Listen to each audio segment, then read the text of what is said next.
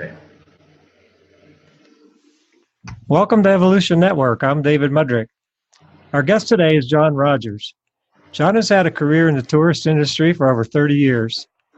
He has a wide range of different selling experiences. He has managed ticket sales, sold to retail souvenir buyers and distributors, and has even sold RVs and campers.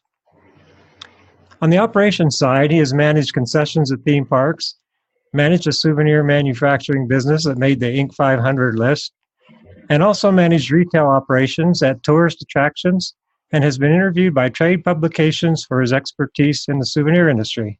John, welcome to the show. Thanks, Dave. I'm glad to be here.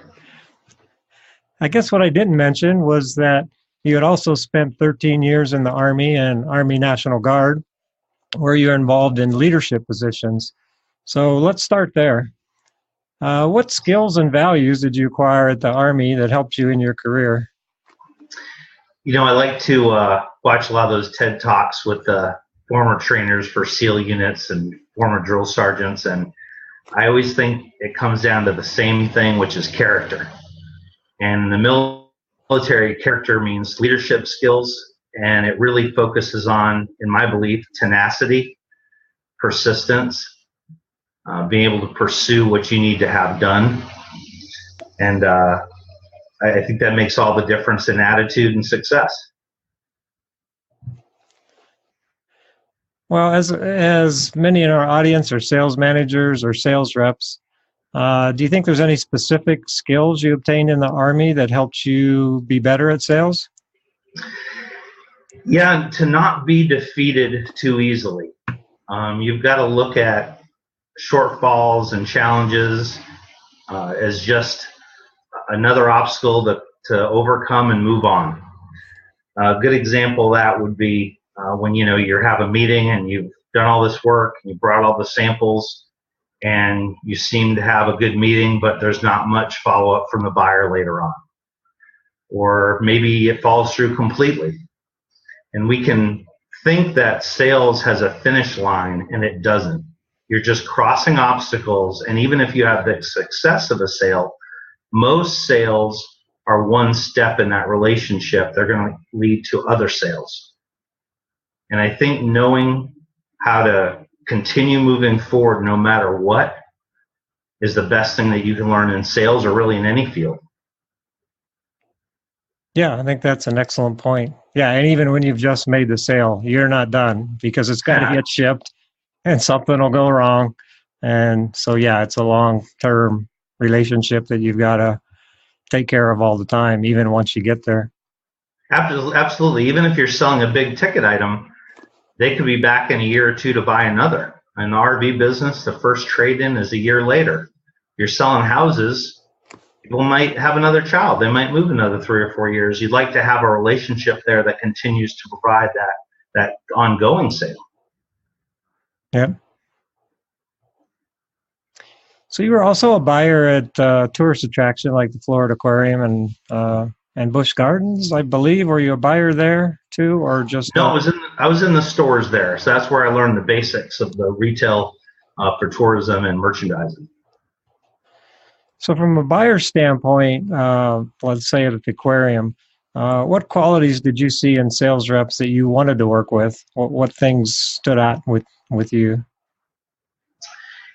I would say something I've said hundreds of times. People buy from people. You have to meet the right person that you trust, has a high level of integrity, who's not just throwing everything they have in front of you, but being selective with what they show you, and who has a sense of your business. And we get told that all the time. And these days, a good way to do that is what I call internet reconnaissance. Go online, find some articles. I just had a big meeting with a large chain that I'm very excited about. I went online first. I found numerous articles about them. With Google Maps, you can stand in front of their store and look at it. You can see the area. You can go on Facebook. You can search images online. You can see pictures within the store. I expect that sales rep to know something about me. And for example, at the Florida Aquarium, people would show me killer whale merchandise. We didn't have any killer whales at the Florida Aquarium. Just doesn't make sense. You've got to have a little bit more of an idea of what products that buyer is interested in. Yeah, that makes sense. What about actually understanding the retail floor, walking your stores, looking for opportunities? Did you have a lot of sales reps that did that kind of thing, or did they just come in and show you stuff? Certainly, one of the very best, Jerry Wilker, who's huge in the industry and someone I think of very highly respected, been on my resume for years. Love Jerry. He would go into my store and actually find the spot for his merchandise. And he would talk me through the merchandise and show me exactly where he wanted to put it. And if I said, Jerry, I got this thing here. It's really important that I have this where it is. Or maybe I don't have, actually in our business where we sell name programs and their floor fixtures, Jerry would like kick a basket out of the way and say, how about right there? That's a good spot. What if I give you some money off on the display and I buy it from you? We buy that spot. And he was very successful with that technique. He knew my store, and he genuinely sold me that I was going to do better having his product. I was going to make more money and accomplish my goals at work. It's interesting, as I just talked to Shannon Gaddy the other day, and he was a buyer for many years. And when I asked him how anybody got through to him in a cold call, and he said, well, never. And then he said, well, yeah, once. And he said, actually, the guy sent me an email and said, hey, it was out on your floor, and you've got all this chocolate that's not being rotated, and it's going to go bad. And it wasn't even what the guy was selling. It was just, hey, you're helping me out. And then like, hey, would you talk to me? And he did. So it's kind of interesting that you're saying, that same quality actually made an impression on him as far as just looking at the floor, helping out. Even if you're not helping out with your own product, maybe you can help that buyer manage their business or their store better. Absolutely, as long as you're very careful how you do that, of course. We all have our pride factor, and as long as it's done with respect and gently, it can be done. And I saw that interview with Shannon, and I thought that was a very good point he made. And also, to go a little further with that, knowing people and networking. And we talk about networking. We have LinkedIn. We have hundreds or thousands of connections that don't really do us any good unless you reach out to people. And as sales managers, especially in this industry, in the souvenir industry, we're very outgoing, and I think we're willing to share. And I think if you're respectful and you help each other with leads, you can be more successful having those relationships. But you've got to have the courage to pick up the phone, talk to that person, say, I know I haven't talked to you in a while. I could really use some help. Do you know this buyer? Because Shannon's point was very good. A cold call is very difficult to get through to a buyer, a cold email. But if you have some connection, I was talking to Mike Geftick, and he suggested I give you a call. He said he thinks this would be a perfect fit for you. Whoever that individual is, that's going to give you that step in. You're a friend of a friend. Very important. Can you talk a little bit more about what do you think as far as developing relationships with other sales managers, but especially competitors? I mean, how do you feel about that? The competitor part's a little tougher, but one thing that I think in most industries would be true is you really don't want to see a very bad customer, someone who doesn't pay their bills, whatever the issue is. You don't want to see them hurt other people no matter what. And most competition is friendly, and I find it to be very positive. They're driving me. I do that within my sales team. I'm very excited for other salespeople who do well, and I use that to inspire me to do better. I'm not afraid of giving them an accolade in front of my boss, in front of peers, because I'm doing my job. I know that I'll accomplish what I need to. And that goes to take that a step further. I always say, one great athlete, the best football player in the country, doesn't get to the Super Bowl by himself. You have to have a team around you. So a successful team is going to get much further than you being the best salesman out of a company that's failing because there aren't enough sales because you can't do it yourself. And the same with our peers, especially if they happen to be in somewhat different industries or have different lines where it's much more open. Hey, I've got some t-shirts. I'm working on this guy. This is a great customer. Hey, I've got name programs. Could you help me out with somebody? Yeah, no, I would agree. And I think probably in our industry in particular, we don't have enough of that. Somehow a lot of people are out there on their own and everybody's the enemy. And, I don't think it's good for us. I don't think it's good for the industry. I don't think the buyers like to see it either. So, yeah, I think we need a lot more of that, kind of all working together to, we're all on the same team if you want to look at it in our industry, right? It's a tourist souvenir industry. The buyers need to buy stuff. They need to sell stuff. They need to make profit. So do we. It's like rather approaching this, from an individual basis, like who can we beat? Who can we, talk bad about the competition? If we all kind of get together, I think it's better for the industry. Absolutely. And think about how well the buyers in many groups are organized. The Zoo and Aquarium group, for an example. There's a lot of great benefits that group provides them. Different trade shows and specific articles in Souvenir Gifts and Novelties magazine. That's an organized group. I was there when it began. I was in the first meetings in Gatlinburg when it was, stitched together. And to have that kind of force and to be able to talk to a peer who's many states away, who is not competing for the same customer, that's a huge advantage. What's your 10 best sellers? I'll give you my 10 best sellers. And it's the same with a company that sells something different. And even, like I said, with competitors, hey, let's make sure the other guy doesn't get clobbered when he doesn't need to be. They don't need that, because there's also a small industry. You could be working for them tomorrow. You could be working for them in 5 years. You don't know where you're going to end up. Maybe their company buys yours or vice versa. It's a small little industry out here. Yeah, you're right. Yeah, the buying side is way more organized than the selling side, or the manufacturer side, for that matter of fact, too. Absolutely. What do you, when you're having a conversation with a buyer and the competition comes up, do you have any tips for handling that? I mean, how do you handle when they say, hey, these guys are cheaper than you, or, whatever the normal kinds of things come up in a negotiation? I think, and I would take this, I believe it was the movie Patriot Games, when the president had a friend who was involved in something bad, and there was a very bad situation that occurred that was connected, and he was told to embrace that. I embrace what my competitors do. I embrace the fact that they may be cheaper but not better. I have the best line in the industry, the highest quality. That's what we're about. If I was selling the cheapest, I'd sell that.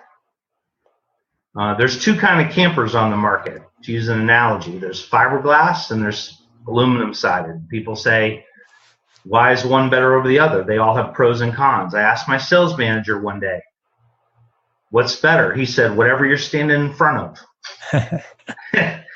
Whatever you're selling, right? Now, I don't mean that to be that everybody can be the best, but we all have our niche. That company did not grow and flourish because it had no niche. Whether it's a cheaper version of something else, whether it's something brand new and not seen before, there's a reason you exist, that your business has grown to a certain point. Embrace that and get around it. Yes, I have a more expensive product. We cannot lower our prices too far to make you more money, but you can garnish higher retails on our products. You're going to be excited because every time you touch that item, it's going to make you more money than our competitor. I'm not selling, the lowest end Coca-Cola that's made in somebody's backyard. I want to sell Coca-Cola. If you're selling Pepsi, you're selling Pepsi, but I want to sell the top line. Okay, yeah, it makes a lot of sense. What do you, if you have a buyer who's using the excuse of price, which I think is probably one of the top objections, but it may not be the real reason. How do you try to get through that and get some insight into the real reason why they're not making a decision to buy something from you? It's a tough one. So many times the buyers are forced not only to look at total revenues, but to their cost of goods. And everyone should, but sometimes costs of goods can be more important to a business, or especially people on a board or higher ups who may not really understand the bigger picture.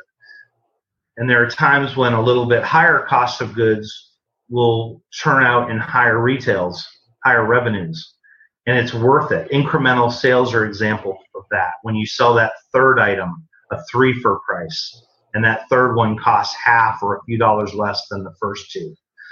Your cost of goods is going to go up, but it should be incremental sales. It should be additional revenues that you wouldn't have. And after all, what we're talking about is money, not percentages. When the retail becomes an issue, the other thing you have to show is you have to have a reason why that retail is higher, why that cost is higher.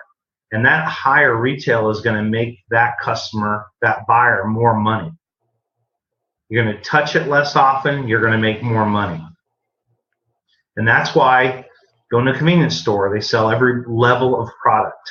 Some people want the best, and some people just want something. You have to have those differentiations and see where you fit that picture and sell into it. And also, don't let them be afraid of that higher retail. A lot of times a buyer doesn't think that their store can handle that. Give it a shot. Give it a test. See what it can do. Make a few more dollars off of this product than the competitors. Yeah, good point. What about when something goes wrong? I mean, something's always going to go wrong, and it's really not your fault. I mean, you've sold it. You've agreed on the sale. The company ships it wrong, ships it late, and obviously you're the front person, so you're going to take the brunt of that complaint or those problems. So do you have any tips for how to handle that? I mean, do you take that personally? Hey, it's my fault, I'll get it fixed. Do you try to blame it on the company? I mean, what's your approach with that? It's kind of a tough one. Well, I want to answer that never happens to me, but I've heard a lot of good stories. But that would not be using the character, which is what I started with. You have to take the hit. You have to be wrong. I don't try to place blame outside of me personally. Sometimes I can say, hey, there was bad communication with the company. There's a misunderstanding. One of the things I learned very early on in leadership in junior ROTC, actually, I had a retired colonel who was running that at Brandon Senior High School. And he would say, communication is 90% what is received. So if you said it wrong, it's your fault. And I have learned it's 100% what was received. If you sent it poorly and it was received wrong, it's completely on you. But it goes back to that character. Hey, we messed up. If I'm selling to someone who resells and I need to talk directly to that end customer, if I have to write the big email that explains what went wrong, I call it falling on your sword, and you need to do that. And if you're not falling your sword from time to time, hopefully not too often, then I don't think you're really looking at your integrity, because issues do come up regularly. If you haven't apologized sincerely to someone in a long time, maybe you've forgotten how to apologize and how important it is, because it's part of business. I do take it personally, but I don't take it so personally that it ruins my life or that I get upset with other people about it. You've got to take it and move forward. And I'll go a step further with that and reflect on my military time. There's a thing called an after-action review, an AAR. And after you do any training, any situation, it could be a trade show that we go to, you should stop afterwards and say, what happened just now? This buyer came up, I talked to him, he looked interested. And I turn to my boss, I say, what do you think happened there? Didn't seem like he was going for that.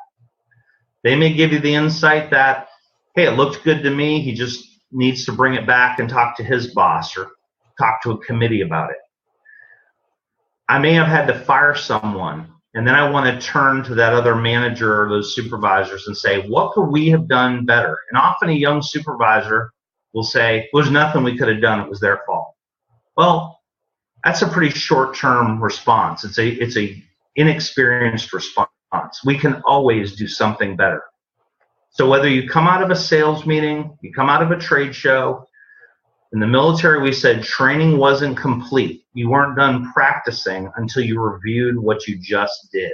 And that's a critical step. And then don't just talk it out, but maybe make some notes. Maybe that's your follow-up. You pushed too hard on the sale. They didn't bite. And your peer tells you that. So you follow up an email and you say, hey, I'm really sorry. I was so excited about trying to sell you. You're a big customer. We'd love to be doing business with you. Let me put my bullet points down again. And that's another way to just simply restate what I'm trying to say in the first place. But also show them I'm human, I'm excited, and I appreciate you as a buyer and as a person. Yeah, I think that's an excellent point. I don't know if you know Ray Dalio. He ran Bridgewater Capital, which was the largest hedge fund in the world. They made profit, 23 out of 26 years. So just phenomenal, but head and shoulders above everybody else. And if you listen to his, if you read his book Principles, or you spend any time on his website, that's kind of a core thing for him, and that's how he started his business to be so successful. When he made a trade, he said, okay, well, we would look at every trade. Why was it good? Why did we make that decision to buy that? And then it was bad, same thing. They analyzed it. And then when he got successful, in trading that way, he said, well, why aren't we looking at our whole company that way? Every time we make a decision, it turns out good or bad. Why? What made us make that decision when it turned out bad? And can we learn from that? So, yeah, it's definitely some principles I think that you can use in business, sales, or even just in your life when things go right or wrong, right? Well, look at sports. We were talking about NFL. They watch tape. They see what they did wrong. How did I plant my foot? Did I turn too far? Why am I throwing that way? Whatever it is. You've got to review what you did, or all you're doing is reacting and hoping you're doing a good job. That doesn't mean you get better because you do something over and over again. It just means you're still swinging. At some point, you've got to refine your skills, and that's how you do it, is through review. And you can't be afraid of that. A lot of this is fear when people don't want to talk about what they did, how things went. You got to stick your neck out. Have courage. Yeah. Well, I'm sure you did that in the Army, right? You go out on a mission, you do some kind of an exercise, and you come back and go, okay, what did we screw up? What did we do right? How are we going to not do that next time, right? Yes, and there's some great TED Talks with fighter pilots. They talk about that. A mission can take 36 hours to plan, prepare, and execute. But you're going to spend 20 minutes in a room at the end and talk about what really happened. And if you don't do that, you don't know why anything happened. If you get into a pretty serious combat scenario in training, and you're at the National Training Center, and there's even Russian vehicles coming at you, and you go through an entire war game for hours, and you don't know how it started or why it ended that way, you haven't learned anything. You either might have got lucky or someone might have done the right thing at that moment. That's how you figure out what's best. And maybe that's at a trade show. What did you say that got them to make that sale? Why don't you say that to the next guy if it worked? Bring that back. Bring it home and carry it forward. Learning, right? Not just reacting. Yeah, no, I think that's excellent points. And I think it's really good advice for especially a lot of younger sales managers who are just out there kind of go, go, go. I'm going to get the next sale. They're not stepping back and thinking about it. Hey, how can I do that better next time? Or why did it go right? Sometimes maybe even you can learn more from when it went right. You're thinking, I don't need to analyze that, right? Well, maybe you do. Yeah, like you say. So I say that same thing again to the next person at the show. Right. It's not just reviewing what went poorly, and it's not just reviewing what went well. But every time you do something, taking a moment and reflecting. Well, let's shift gears a little bit. Let's talk about what do you think's the most difficult job you ever had, and how did you make it through that situation? Oh, that's a toss-up between Army, my 3 years regular Army, especially basic and infantry school, and then that whole 3 years. And then I always parallel that with the 3 years I spent doing camper sales, which was both just physically demanding, very long hours, learning new things I had not done before. And I think that hard work is good because it shows you what you might have to do. I like what I do now more than what I was doing previously in those situations. So I relish what I'm doing now. But the other thing is, to go back to the Army, that tenacity and that there isn't always a finish line. There was one day in particular, we're about 4 or 5 weeks into infantry school. Basic training goes right into infantry school. It's one long 14-week process. And I talk about there's no finish line. You just have to keep going.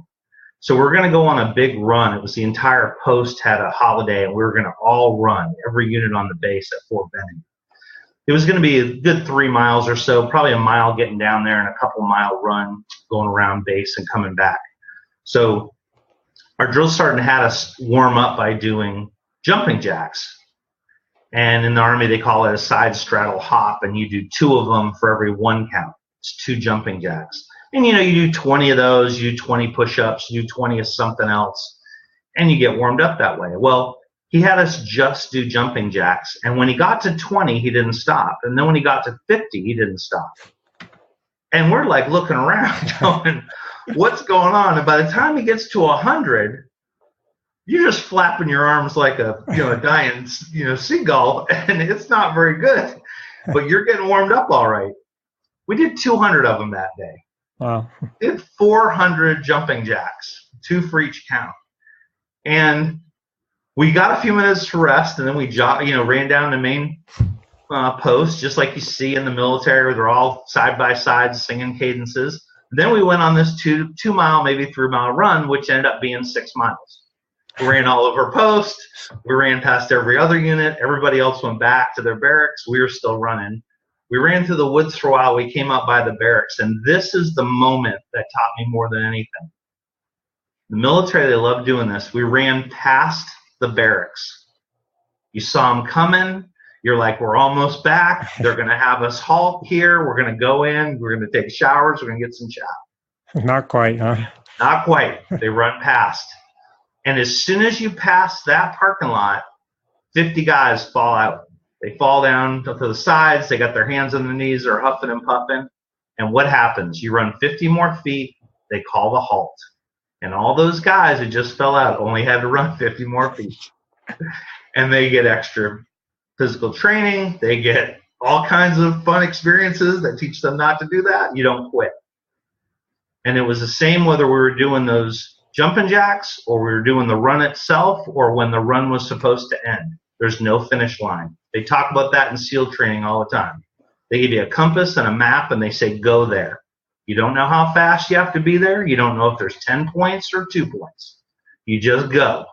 You get to the next one, they say, now go here. They swim that way. Keep going. And then at some point they go, you're good, head back.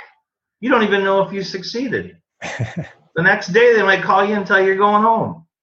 That's how sales is. That's how life is. That's how any good job is. Very few things that we do, we build some widget and send it down the line. In sales, it's a long-term goal. You might be think you're at the finish line. You might only have 50 more feet, or it might be 3 more miles. Keep going.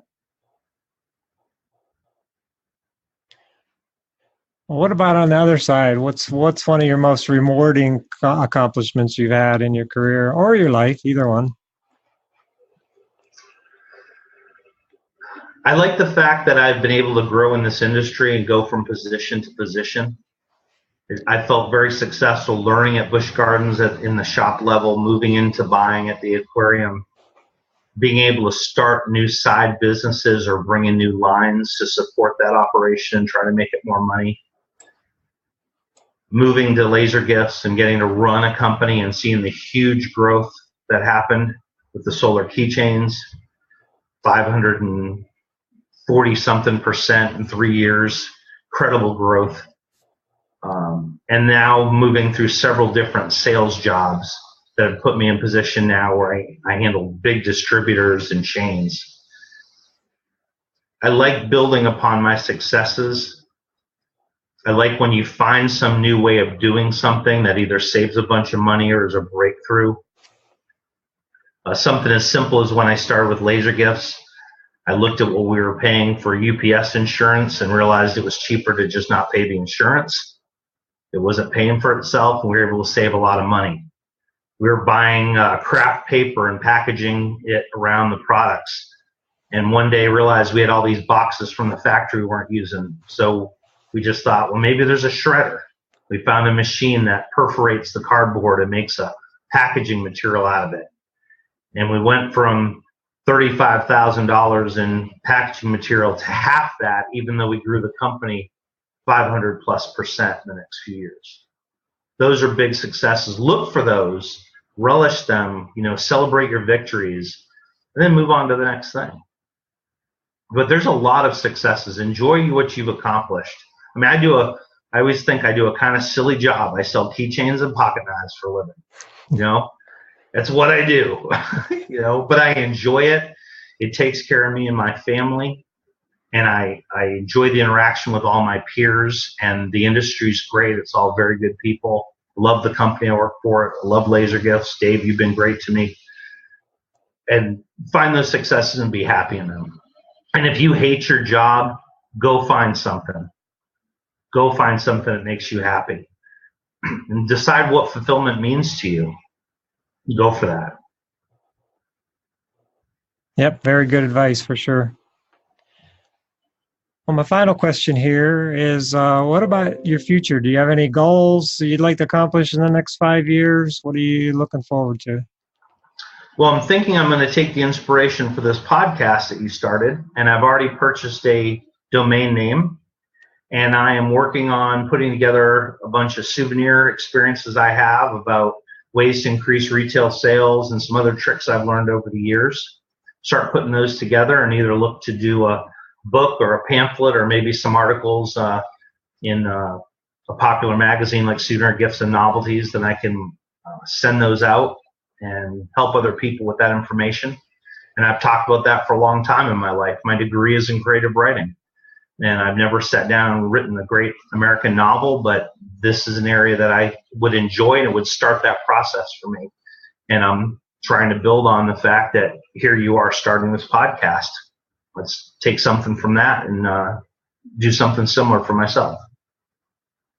Well, great. That's real exciting to hear. Yeah. I think even if you did some solo podcasting, sales tips, buying tips, you could cover the whole spectrum there. And it definitely gives you more credibility in the industry. More people have heard about you when you go to sell something, or you could maybe send some tips, right? If it's some tips on how to be a better buyer, and along with your cold call email. I think that's a fabulous idea. And it's a good thing to move forward, right? And help mentor and support other people, and just something else that I can give back. And that's one thing, as you mentioned, my resume is a little broad. I have quite a range. People have mentioned that before, between the military and my tourism years and the attractions in Florida, and then manufacturing and now sales. I've really seen every side of this business, and I've also have some additional outside experiences I'm able to bring in. And not that I'm the smartest guy in the room. I've never been that. But certainly there might be something that I can add to the conversation, add to someone's box of ammunition, as I like to call it. Okay, well, thank you so much, John, for taking the time to talk to us. You provided some really great insights to our audience, and good luck to you in the future. Thank you, Dave. My pleasure. Have a great day. All right, you too. Bye. Bye-bye.